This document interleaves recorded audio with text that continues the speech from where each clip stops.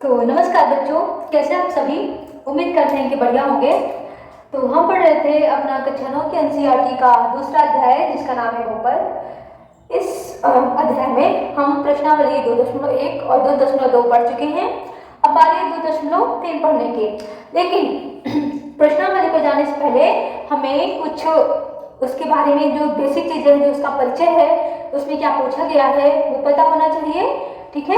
और उससे पहले जो उदाहरण दिए होते हैं वो हल करके देखेंगे ताकि प्रश्नावली को समझने में हमें आसानी हो। तो उसमें सबसे पहले पढ़ेंगे गुणनखंड प्रमेय क्या होती है। गुणनखंड प्रमेय, तो सबसे पहले समझते हैं गुणनखंड क्या होता है और प्रमेय क्या होती है। तो प्रमेय वो कथन होते हैं जो किसी प्रूफ पर आधारित होते हैं, यानी जो सिद्ध किए गए तथ्यों पर आधारित होती है वो कथन होता है, उसी को प्रमेय बोलते हैं। और गुणनखंड क्या होता है, एक ऐसी संख्या ले जो किसी दूसरी संख्या से उसको विभाजित करें, भाग करें, तो जो शेषफल होना चाहिए वो 0 आना चाहिए, यानी वो संख्या दूसरी संख्या से पूरी तरह विभाजित हो जानी चाहिए। अगर हम एक एग्जाम्पल लें, मान लेते हैं 8, बोले 8 के गुणनखंड बताइए। ठीक है, तो 8 किससे किससे विभाजित हो जाएगा। 8 का गुणनखंड 1 भी हो सकता है, 1 तो सबका ही गुणनखंड होता है, क्योंकि 1 से किसी भी संख्या से भाग दें तो शेषफल हमेशा 0 ही बचेगा। और 2 हो सकता है, 2 से 8 को भाग देंगे तो 2 चौके 8 पूरे विभाजित हो गया, बचा क्या 4। और क्या 3 हो सकता है, नहीं। जैसे ही 3 से भाग देंगे 8 को तो 3 दूनी 6, यहाँ पे शेषफल कितना बच गया 2, 0 तो नहीं बचा। तो इस तरीके से 3 इसका गुणनखंड नहीं होगा। और क्या हो सकता है, 4 हो सकता है और 8 हो सकते हैं, तो इसके गुणनखंड 1 2 4 8, ये 8 के गुणनखंड हुए। ठीक, तो ये होता है गुणनखंड। अब समझते हैं गुणनखंड प्रमेय क्या है। तो लिखा हुआ है, यदि p ऑफ x घात n, जो कि n क्या है, ये निशान तो आपने पढ़ा ही होगा, ग्रेटर देन, लेस देन, है ना, बड़ा है छोटा है। मान लेते हैं यहाँ संख्या 8 लिखी है, यहाँ संख्या 4 लिखी है, तो बोले कि कौन सी बड़ी है, तो जो संख्या बड़ी होती है उसकी तरफ ऐसे मुख इस निशान का मुंह खुला रहता है। ठीक है, तो वही ये निशान है। तो यहाँ पे लिखा हुआ है n बड़ा है 1 से, इसका मतलब कि n जो है वो 1 से बड़ा होगा। और ये एक निशान ये लगा हुआ है, इसका मतलब होता है बराबर, यानी n जो है 1 से बड़ा होगा या बराबर होगा। और n क्या है, यहाँ पे घात है, बहुपद की घात आपने पढ़ी है। तो एक ऐसा बहुपद जिसकी घात 1 के बराबर हो या 1 से बड़ी हो वाला एक बहुपद हो, और एक कोई वास्तविक संख्या हो। वास्तविक नंबर आपने पढ़े हैं, वास्तविक संख्याएं क्या होती हैं, जिसमें प्राकृतिक संख्याएं, पूर्ण संख्याएं, पूर्णांक, परिमेय संख्याएं, ये सब भी आ जाती है ना, तो उसी को वास्तविक संख्या बोलते हैं। तो एक ऐसा नंबर है, वास्तविक संख्या है। तो अब इसमें 2 कंडीशन बनी है। आपने पहले यहाँ पे समझा कि एक बहुपद है जिसकी घात 1 है या फिर 1 से बड़ी है, और एक कोई वास्तविक संख्या है। तो फिर क्या होगा, जो x माइनस a होगा, x minus a p of x का एक गुणनखंड होता है। कब, जब p ऑफ a बराबर 0 हो। और दूसरी कंडीशन होगी p ऑफ a बराबर 0 होता है यदि x minus a p of x का एक गुणनखंड हो। देखिए समझते हैं इसमें क्या कह रहा है। पहले हम मान लेते हैं कोई बहुपद है, ठीक है, मान लेते हैं x² माइनस 4 है। दूसरा बहुपद ले लेते हैं, मान लेते हैं कोई x माइनस 2 है। ठीक, तो हमने एक बहुपद ले लिया जिसकी घात 1 से बड़ी है, दूसरा बहुपद ले लिया जिसकी घात 1 है। यहाँ तक आ गया समझ में, एक बहुपद है और एक कोई वास्तविक संख्या है। अब कोई वास्तविक संख्या मान लेते हैं, क्या मान लेते हैं 2 ही है। ठीक, ये कोई वास्तविक संख्या है a बराबर।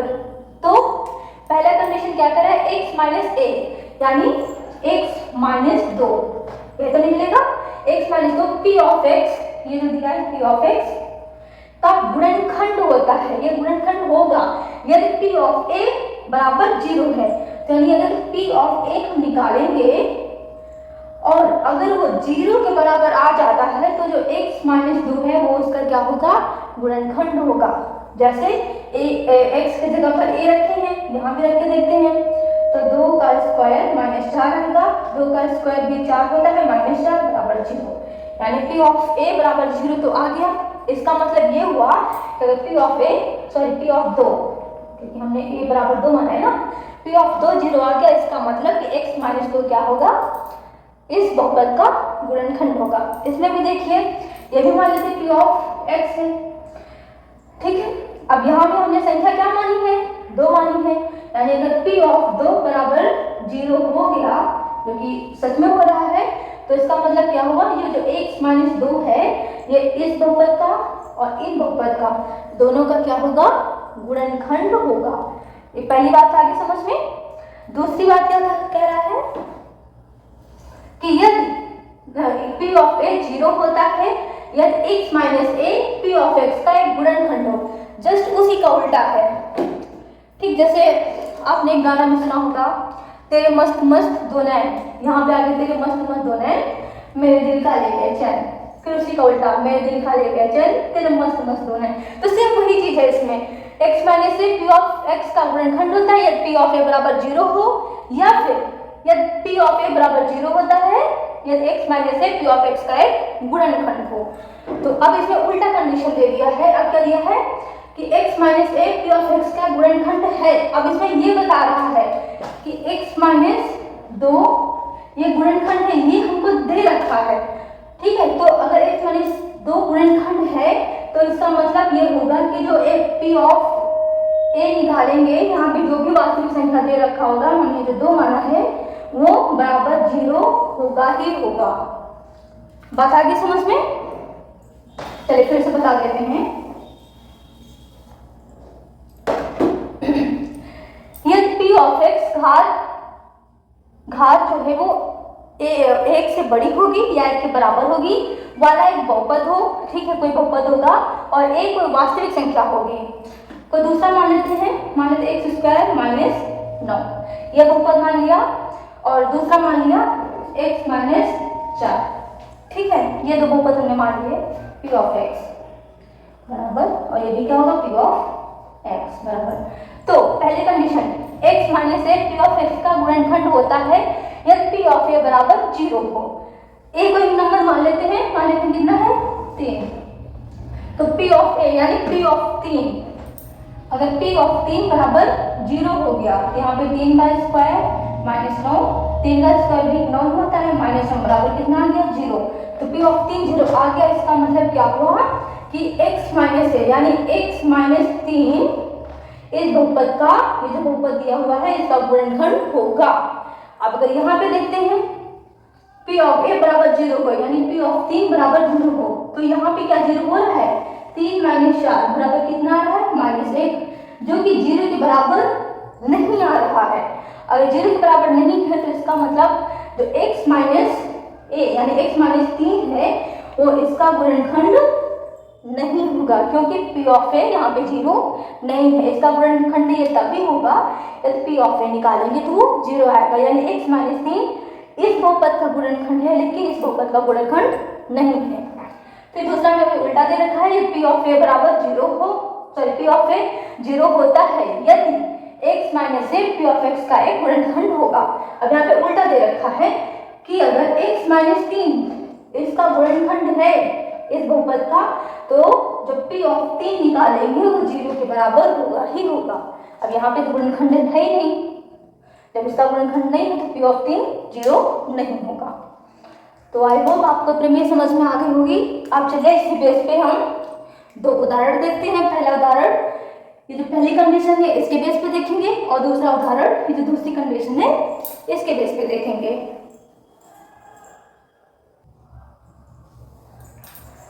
तो बच्चों उदाहरण 6 है, जांच कीजिए कि x plus 2 बहुपदों x³ plus 3x square plus 5x plus 6 और 2x प्लस 4, यहाँ पे हमें 2 बहुपद दे रखे हैं, एक वो और दूसरा ये, का एक गुणनखंड है या नहीं, ठीक है।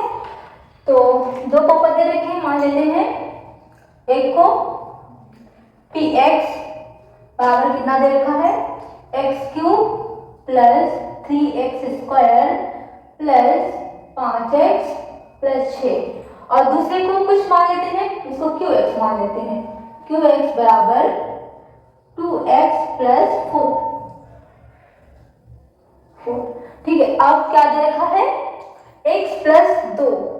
हमने जो अभी प्रमेय में पढ़ा था उसमें x माइनस ए था, है ना, तो उसको भी ए अगर निकालना है तो बीच में हमको माइनस का साइन लाना पड़ेगा। तो माइनस का साइन कैसे लाएंगे, x प्लस 2 है ना, इसको क्या लिखेंगे, x माइनस और माइनस 2, क्योंकि जब माइनस माइनस का गुणा होगा तो बीच में क्या बन जाएगा, प्लस बन जाएगा। ठीक, तो यहाँ पे a की वैल्यू क्या आ गई, -2 आ जाएगी। या फिर ये एक तरह से शून्य होता है, शून्य निकालना आपने सीखा ही है। अगर आपको x प्लस 2 में शून्य निकालना है तो क्या करेंगे, x प्लस 2 को 0 के बराबर रख दें और x की वैल्यू आ गई -2, है ना। तो क्या लिखेंगे, x प्लस 2 का शून्य होगा, क्या होगा, -2। तो अगर ये बहुपद का गुणनखंड होगा इसका मतलब कि p-2 बराबर 0 होना चाहिए। ठीक है, अब चेक कर लेते हैं, क्योंकि हमने प्रमेय में पढ़ा था पहली कंडीशन यही थी कि ये इसका गुणनखंड तभी होता है जब p ऑफ a बराबर क्या हो, 0 हो। तो x प्लस 2 उस बहुपद का इसका गुणनखंड तभी होगा जब p ऑफ -2 बराबर 0 होगा। चलिए, जहां जहां x दे रखा वहां -2 कर देते हैं। तो -2 का क्यूब प्लस 3 -2 का स्क्वायर प्लस 5 -2 और प्लस 6 -2 का क्यूब। अब देखिए -2 इंटू -2 इंटू -2, यहाँ पे माइनस का गुणा 3 बार हो रहा है और हमने पढ़ा जब माइनस माइनस का गुणा होता है तो प्लस आता है, फिर प्लस माइनस का गुणा होगा तो माइनस आ जाएगा, और 2 दूनी 4 4 दूनी 8, यानी कितना आएगा इसका मान -8, -8। फिर प्लस यहाँ पे स्क्वायर है यानी -2 इंटू -2, माइनस माइनस का गुणा प्लस और 2 दूनी 4, यहाँ पे आएगा इसका मान 4 और 4 का 3 से गुणा कर देंगे, 4 3 12। फिर यहाँ पे ये प्लस है ये माइनस है, प्लस माइनस का गुणा क्या होता है, माइनस होता है, 5 दूनी 10 और प्लस 6। ठीक, अब देखिए 12 में से 10 पहले घटा देते हैं, कैलकुलेशन आसान हो जाएगा। 12 में से 10 जाएगा कितना बचेगा, 2 और प्लस 6। 12 में से 10 जा रहा है यानी बड़े में से छोटा जा रहा है तो प्लस का 2 बचेगा। फिर 8 प्लस 2 कितना आ गया, करो ये क्या, हाँ -2 का क्यूब है ना तो माइनस का आएगा। ठीक, अब देखते हैं ये माइनस का आगे प्लस का 2 है। ठीक है, तो क्या करेंगे, इनको पहले जोड़ लेते हैं, -8 और 2 और 6 क्या हो जाएगा, +8 और -8 प्लस 8 क्या हो गया, 0 हो गया, यानी p-2 बराबर 0 आ गया। और अगर ये 0 आ गया इसका मतलब कि x प्लस 2 इस बहुपद का गुणनखंड होगा। क्या लिखेंगे, x प्लस 2 बहुपद x cube plus 3x square plus 5x plus 6 का गुणनखंड है। गुणनखंड का मतलब हमने समझाया था कि अगर x प्लस 2 इस बहुपद का गुणनखंड है, इसका मतलब अगर इसको इससे भाग करेंगे तो शेषफल हमारा क्या आएगा, 0 आ जाएगा, यानी इससे पूरी तरह ये संख्या, ये जो बहुपद है ये विभाजित हो जाएगा। पहले तो हमने देख लिया, ठीक, पहला तो मतलब जो पहला बहुपद है x प्लस 2 उसका शून्य, x प्लस 2 उसका गुणनखंड है। अब तो दूसरा बहुपद हमने माना है उसको देखते हैं, क्या 2x प्लस 4 का गुणनखंड होगा x प्लस 2, चलिए देखते हैं।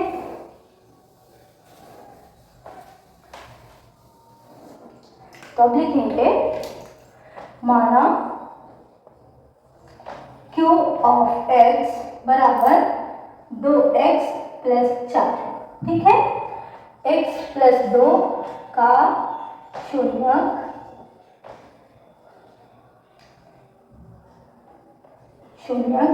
क्या होगा, माइनस का 2 जो हमने निकाला था, बताते कैसे निकालते हैं।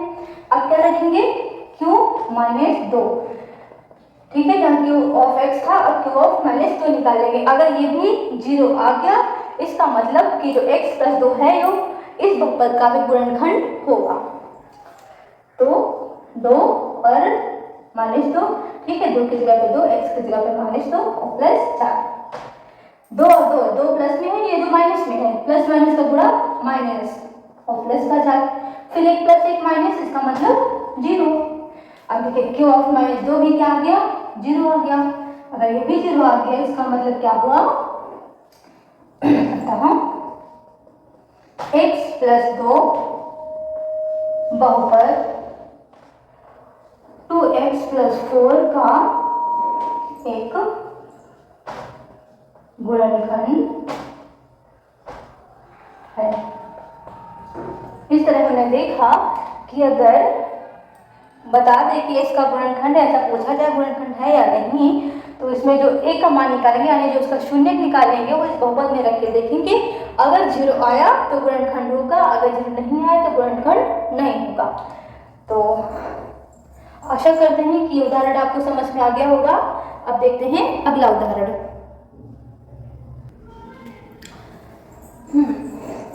तो उदाहरण 7 है, यदि x - 1 4x³ + 3x² - 4x + k का एक गुणनखंड है तो k का मान ज्ञात कीजिए।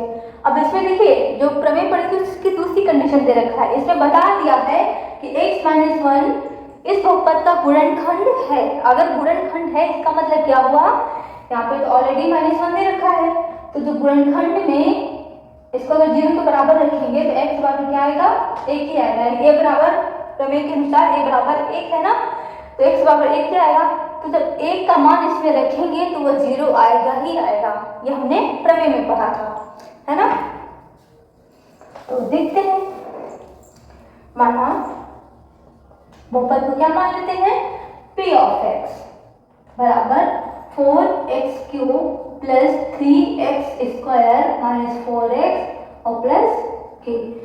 अब दे रखा है, क्या दिया है, x - 1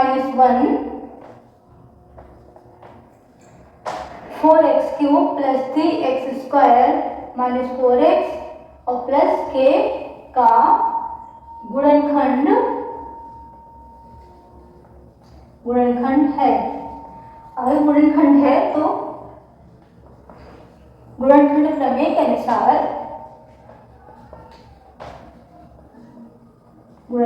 प्रमेय के अनुसार क्या x - 1 है, इसका शून्य के 1 निकला, तो p ऑफ 1 बराबर 0 होगा, ठीक है। p ऑफ 1 बराबर 0 होगा। अब p ऑफ x बराबर इतना है तो p ऑफ 1 कैसे निकलेगा, यहाँ पे जहाँ जहाँ x दे रखा है वहाँ वहाँ 1 रखेंगे तभी तो p ऑफ 1 निकल आएगा। तो क्या लिखेंगे, 4x का क्यूब प्लस 3x² यानी 1 का स्क्वायर माइनस 4x है यानी 1 और प्लस k बराबर 0, ठीक। 1 का क्यूब करेंगे तो 1 ही आएगा, 4 का 1 में गुणा करेंगे तो 4 ही आएगा, प्लस 3 का 1 में 1 का स्क्वायर करेंगे तो 3 ही आएगा, और फिर 1 का स्क्वायर करेंगे तो 1 ही आएगा, और 1 का किसी भी संख्या में गुणा करेंगे तो उतना ही आता है, माइनस 4 एकम 4 और प्लस k बराबर 0। 4 में 3 जुड़ जाएगा, यहाँ पे देख लीजिए 1 4 यहाँ प्लस का है, 1 4 माइनस का, दोनों आपस में कैंसिल हो गए, बचा के केवल 3 और प्लस का k, 3 प्लस k बराबर 0। अब यहाँ पे 3 प्लस में है तो सट जाएगा बराबर के तो माइनस में हो जाएगा, तो k बराबर हिसाब से आ गया माइनस का 3। यही मान हमें निकालना था और हमने निकाल लिया। तो ये भी उदाहरण आपको समझ में आ गया होगा। अब जो 3 उदाहरण दिए हुए हैं, उदाहरण 8, उदाहरण 9, उदाहरण 10, वो हम अगले वीडियो में देखेंगे, ठीक है बच्चों। तो अगर ये वीडियो आपको पसंद आया हो तो इसको लाइक कीजिए, अपने दोस्तों के साथ शेयर कीजिए और चैनल को भी सब्सक्राइब कीजिए। धन्यवाद।